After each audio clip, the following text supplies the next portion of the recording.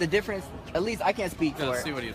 Yeah, I can't speak. I can't speak for everything. No, you can only ever else. speak for yourself. But for myself, that's why even I have a hard time saying I'm blue, I'm Democrat, I'm progressive, I'm liberal, just like all out. Because like I understand that our side did some pretty fucked up things too. For example, we are still suffering from the policies that Bill Clinton set. I don't know why people call him like the first black president. Right, the first black president. Like, mass incarceration is still a huge issue in this country, and people are still suffering from the 3-strike rule. Yeah, that's a known fact. And even during the election, as much as I could say I don't like Trump, I don't like Hillary neither. Right. They all suck. I am more so definitely a critic of America as a whole. I think, again, that's why it's important that we have this type of dialogue, because a true patriot, as Frederick Douglass would say, is someone that critiques his or her country and is able to recognize its sins and speak up for that. What did you ask me again? You asked me about something. You said what my take was on something? I think it was on just the idea that we're fundamentally the same. Like, human beings are the same because we've evolved into this certain set, and with that has come our ability to reason and critique. Of course. And the way that Is the event right here? Yeah. the way I see humans is that the two main things that connects us are sympathy and empathy. Those to me are the two things that connect us.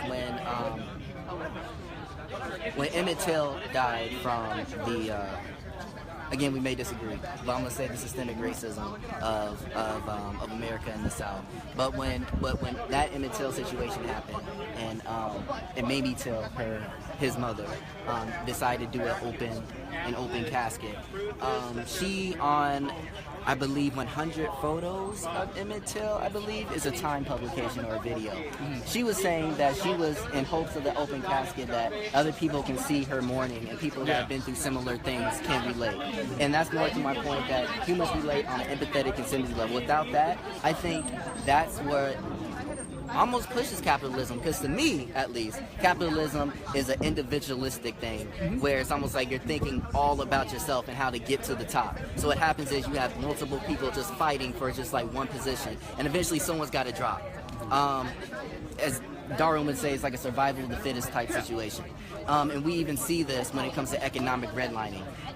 If you put, for example, if you have animals in a cage and don't give them any resources, eventually they're going to eat each other. That's my biggest beef of black-on-black violence, is that black-on-black violence is not as black and white as it may seem. Like, black people just going around killing black people. A lot of these people who are minorities and are in need of these resources, they're killing each other because they need resources. They need to feed their own families. They need a way of survival. Now, of course, I disagree. I don't think a human should go out and kill another human. But at the same time, we can't ignore the fact that that is a primary influence. I think we would both agree that things are way more complex. Yeah, we'll wrap Yeah, right we'll now. wrap it up. But I think we can both agree that things are way more complex than we oftentimes pretend they are, especially a lot of times in venues like this, and there's a lot of reasons for that, and there's something to be said for rhetoric and generally speaking. But I think we can agree on this point, is that if we want to do one thing that would, maybe, this is my opinion at least, that could do the most impact the most quickly, it would be, I turn the speaker off, you got to turn it back on in the back there, it would be ending the drug war. Because if we stop criminalizing these types of behavior, if we stop allowing the government to keep the cartels in business and to fund gang violence, I think we could go a long way to not only reducing black-on-black crime, but just reducing crime in general. And we're talking about all these guys hustling in the street, these entrepreneurial types who could easily make a business if they were able to, are instead criminalized. So I think we can both agree that ending the drug war would be a good start. Yeah. Shake hands. Hey man, thanks so much. It was a lot of fun. Hey. For sure. Maybe we can have a better conversation sometime. I really. So, this is Brian Thornton, Quilcopus, Subversive Liberty, signing off. Please share this video because it helps us. It helps get the message out. And we're going to cut out the video, guys. We're probably going to be covering this in a podcast episode soon. So thanks so much for you guys who are listening. Oh, wow, 12 people. Thank you guys so much. That means a lot. Like the page, share the stories.